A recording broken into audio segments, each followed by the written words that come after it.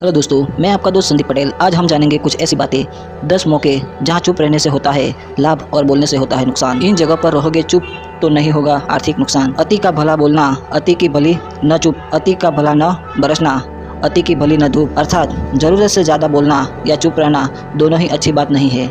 जैसे ज़रूरत से ज़्यादा बारिश हो जाए या फिर धूप, दोनों ही दिक्कत देती है, उसी तरह आवश्यक बोलने से भी काफ़ी नुकसान होता है। अगर आपको कहीं चुप रहने से आर्थिक लाभ हो रहा है तो वहाँ पे चुप रहने से कोई समस्या नहीं है। आइए जानते हैं ऐसे ही 10 मौके जहाँ चुप रहने से लाभ और बोलने से होता है नुकसान। गुरु कहते हैं बिना तथ्य के न बोले। अगर आपके पास कोई तथ्य नहीं है तो वहाँ चुप रहने में ही भलाई है। चुप रहने से दिमाग में कई कोशिकाओं का निर्माण होता है और इससे ज्ञान की वृद्धि होती है। बोलने में भलाई वही है जहां आपको किसी चीज़ के बारे में पूरा ज्ञान हो। गुरु कहते हैं शब्दों से ना पहुँचे ठेस। अगर आपके शब्द किसी को मानसिक ठेस पहुंचा रहे हैं तो वहां चुप हो जाना चाहिए। कमज़ोर व्यक्ति के बारे में कुछ भी बोलकर आप महान नहीं बन सकते। महान आप किसी कमज़ोर का साथ देने में बनेंगे। गुरु कहते हैं पवित्र वस्तुओं का न करें अपमान। कोई वस्तु आपके लिए अपवित्र है और वही वस्तु दूसरों के लिए पवित्र है तो वहाँ आपको चुप रहना चाहिए।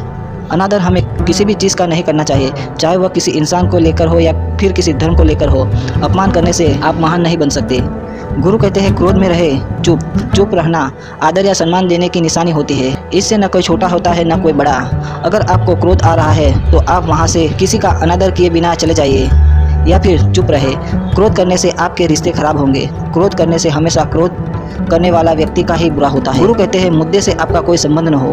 अगर आप किसी मुद्दे से कोई संबंध न हो तो वहाँ आपका चुप रहना बनता है। बिना किसी वजह अगर आप दूसरों के मुद्दे पर बोलते हो तो वहाँ आपके लिए अनिष्ट रहेगा।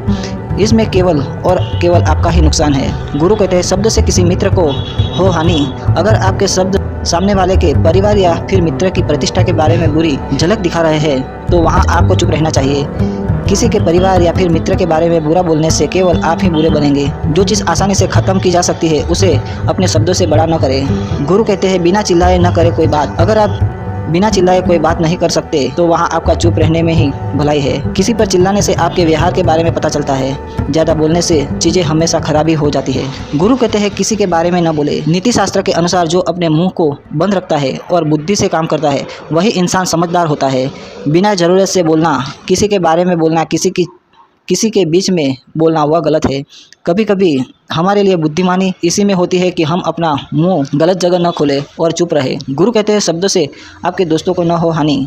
कभी कभी दोस्तों के साथ जब हम मजाक करते हैं तो ध्यान रखें कि आपके शब्द से किसी का अनादर न हो।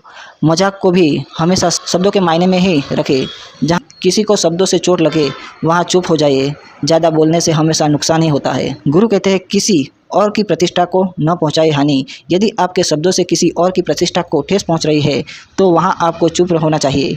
जब कोई व्यक्ति आपके सामने नहीं होए तो आप उस व्यक्ति के बारे में बुरे शब्द किसी तीसरे व्यक्ति के सामने नहीं बोले। दोस्तों, उम्मीद करता हूं कि ये 10 बातें आपको समझ में आ गई हो। आपको मेरी ये वीडियो पसंद आई हो तो चैनल को सब्सक्राइब करना ना भूलें।